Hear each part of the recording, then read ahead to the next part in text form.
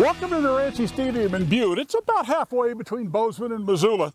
And for many years, one of the greatest rivalries in the country, as a matter of fact, the longest running rivalry in this part of the country, was played right on this field.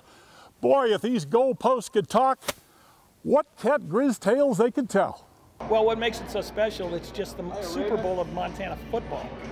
And Pat Carney ought to know. The veteran journalist wrote the Bible on the Cat-Griz game called The Divide War, Montana's Golden Treasure. When they play each other, there's no waffling between.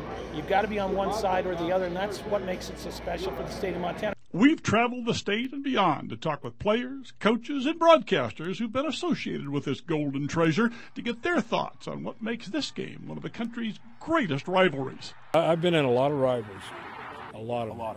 I mean, Arizona State, Washington State, Oregon State, Miami, Florida State, Miami, Notre Dame. I mean, there's been a lot of them, and that rivalry, maybe because I played there, is probably the most fierce that I've ever been. I'm one of the very few people that's fortunate to have been on both sides of it 3 different times. And having been on both sides of it, you know, both schools have a lot of good football players and a lot of good young men, and you know, that always spurs a little bit more of the competition in you just because it's an interstate rivalry. This series is not about a football game. It's not about 1 week during the year.